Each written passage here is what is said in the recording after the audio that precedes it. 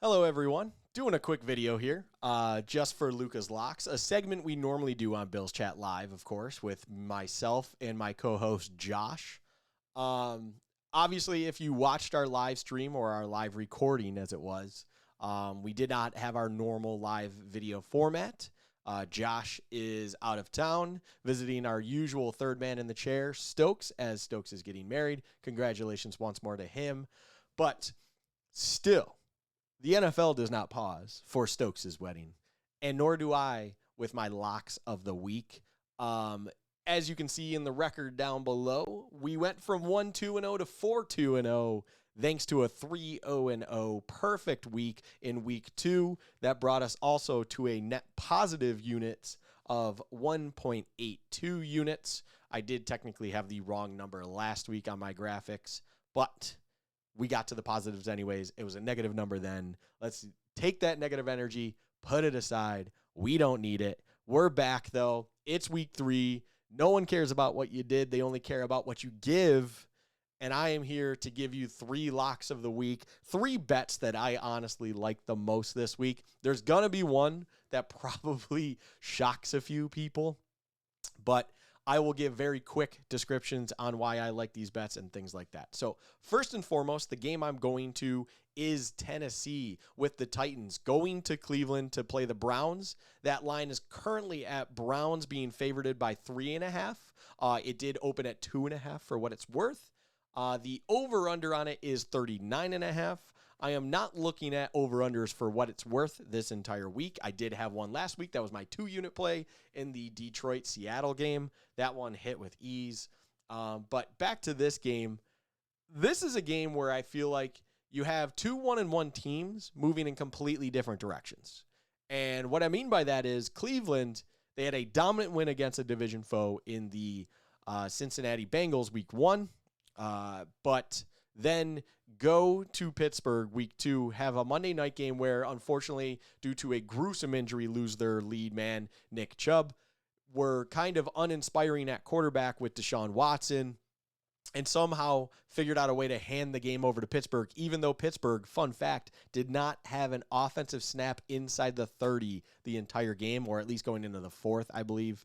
I can't remember what the exact fact was, but it's still an insane one to me that how Pittsburgh wins a game when they can't even get, not even inside the red zone, but not even inside the 30. Crazy. So you have Cleveland kind of in this up and down spiraling. I don't know if they know what their identity is, and they lost kind of what their identity was in Nick Chubb as it is. He was kind of your focal point. They do bring in Kareem Hunt off the street, although he was with the team last year. I don't expect him to be playing a lot this week. That's going to be Ford's duties, but I'm assuming Hunt will be heavily in the mix moving forward after this week. Tennessee, on the other hand, though, they are 1-1. Last week, they had a big overtime win against the visiting Chargers at home.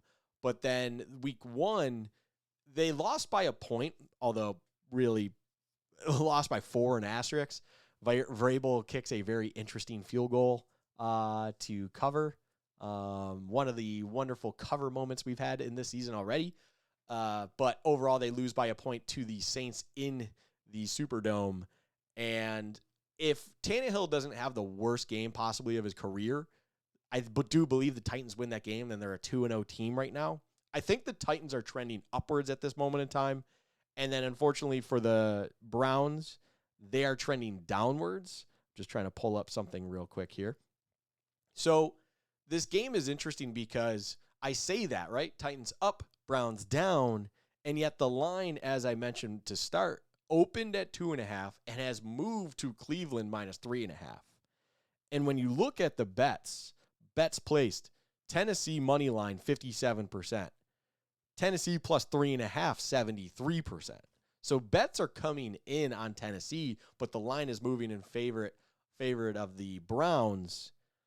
Conventional wisdom is not normally what you always should bet with, but I just cannot believe in an ugly game, potentially weather-wise, I believe, that Tennessee is going to go into Cleveland and kind of lay another stinker. I think they can build on what they've done. I like Vrabel as a coach better as well, just for what it's worth.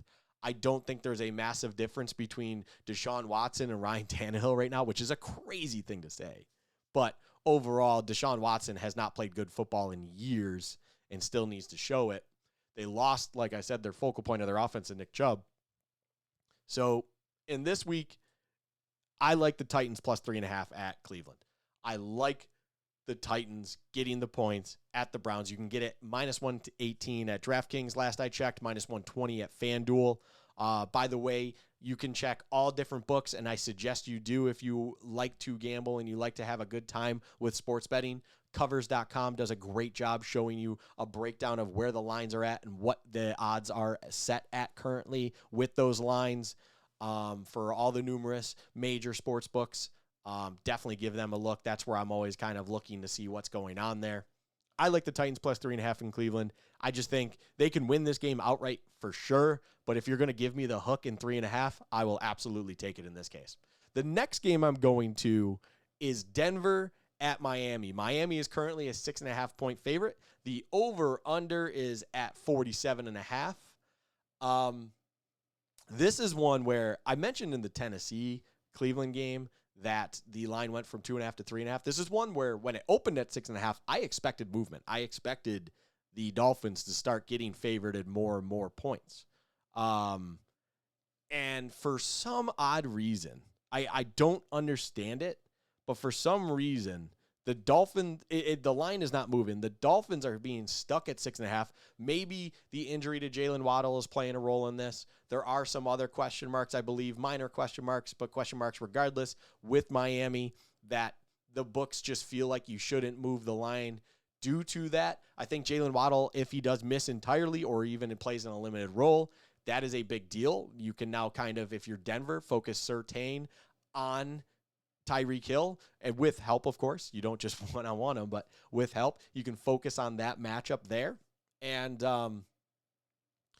this is one where it's also two teams trending in different directions.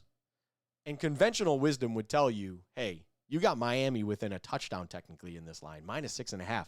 I mean, on DraftKings, 90% of bets are on Miami money line. 81% of bets are on Miami to cover that 6.5. That is such a heavy, heavy lean. And everything logically says the Dolphins should blow the Broncos out of the water. Where I start to pause are a few things. One, the Broncos are 0-2, and they are desperate. And they have a better coach in my mind. I believe in Sean Payton more than I believe in Mike McDaniel, although Mike McDaniel is slowly winning my respect. And I think he does a better job than initially I gave him respect for last year, and it's building on that. We will see what happens when the Dolphins come to town to Buffalo, and they have a big game there, of course, with divisional implications and everything like that.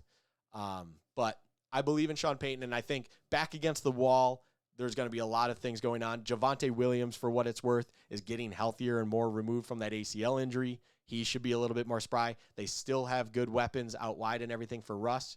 And another fact, number two reason is, in both the games that Denver have played, the Raiders game week 1, of which they lost by a point or two. I can't remember what the final score was. I feel like it was like 17-16 for some odd reason. I think it was 17-16, and Will Lutz missed an extra point. That's what it was. That's the only reason that Vegas was able to kind of have that last drive to run out the clock. And then the Washington game, was it a backdoor cover within a score kind of situation? Absolutely. I mean, crazy one. The Hail Mary tipped up to get it within 2, then the failed 2-point conversion where there was probably PI, wasn't called. Everyone can go home kind of deal. But they've kept those games close against lesser opponents, of course, but they've kept those games close. And the strength of Denver is actually their defense in my mind. And they haven't performed yet. We haven't seen the best from Denver's D. Maybe we are over respecting. We're respecting too much the Denver D. But that secondary, I feel like, is a very, very good one with Justin Simmons, Patrick Surtain the second, of course, I mentioned. Other individuals, they have a very good secondary in my mind that maybe could be able to kind of limit Tua's impact with Tyreek. Now, you can only hope to limit. You can't completely shut down Tyreek. He's just too fast, too good.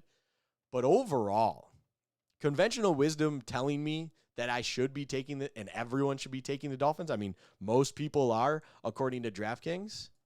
I'm taking the Broncos plus 6.5. The hungry dog eats. The hungry dog moves quicker. The hungry dog covers. I'm not thinking that Denver's going to go into Miami and win outright.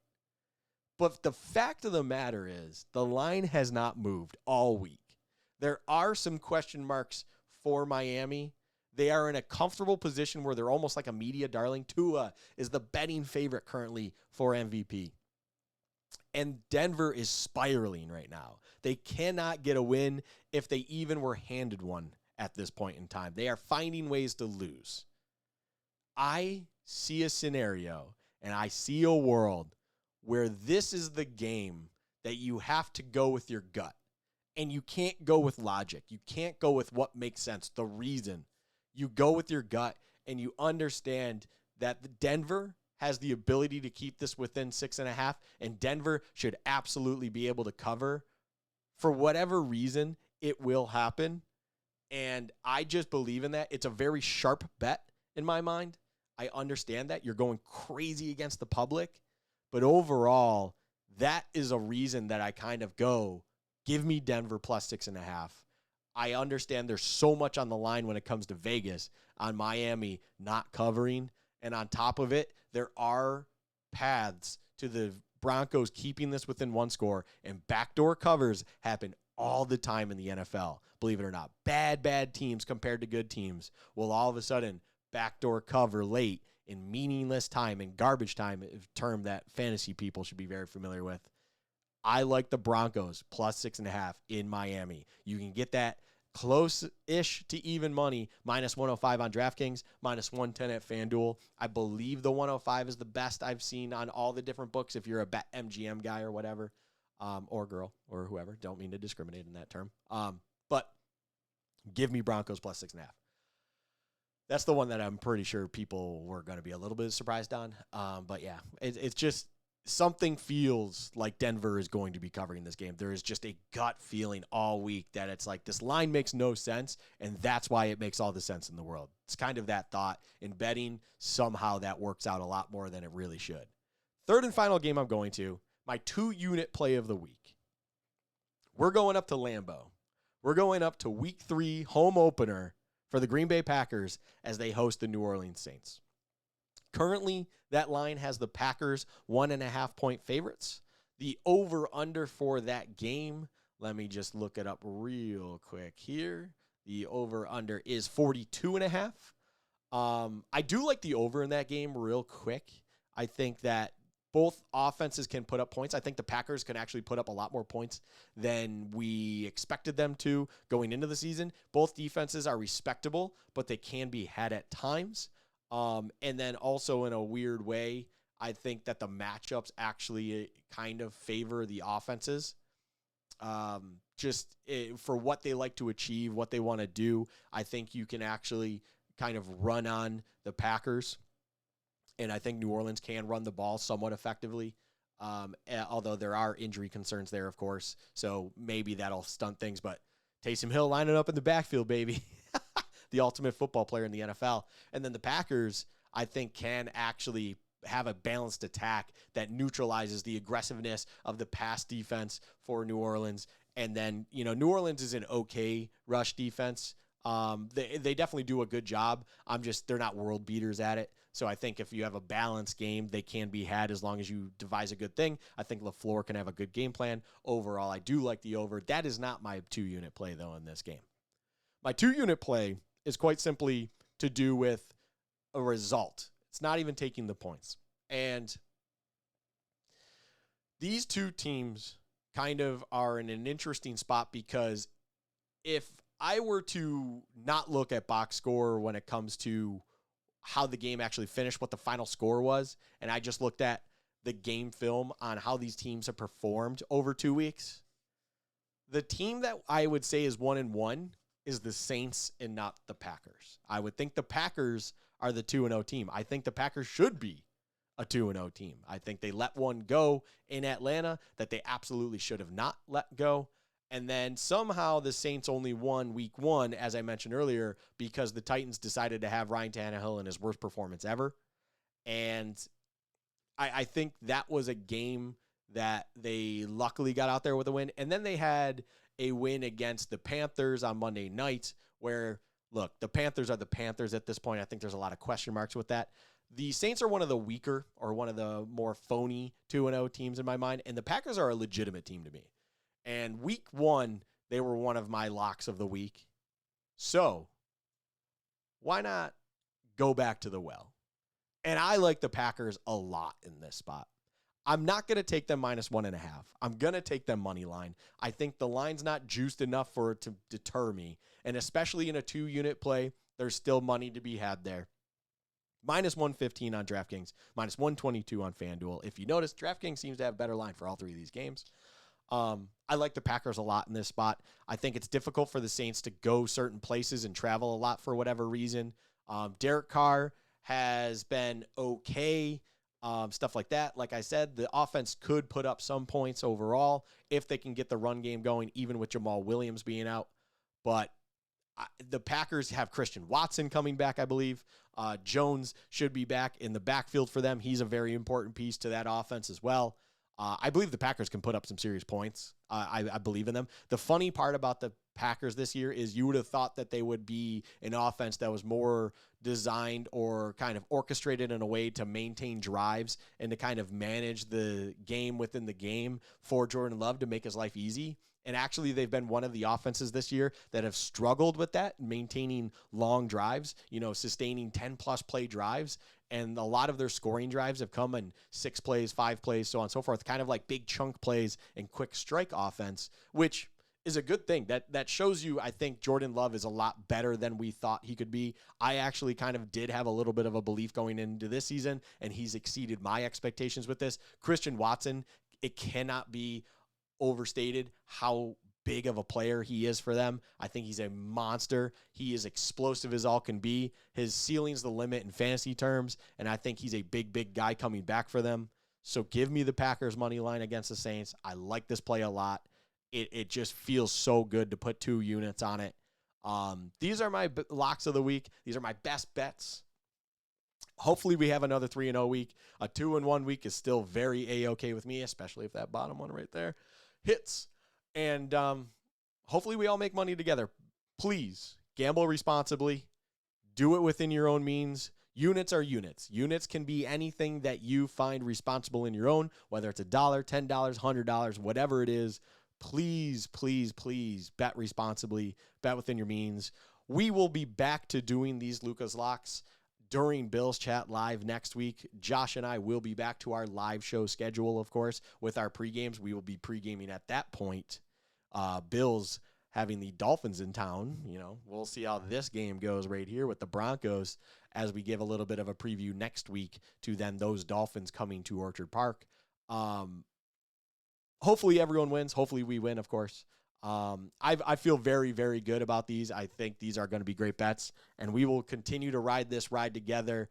One more time, bet responsibly, be within your means, and have fun with it. Enjoy your football Sunday, everybody. It is an absolute pleasure. Thank you for watching and following along with Luka's Locks. You have a great rest of your day or evening or whenever you stop by to check this out. Take care.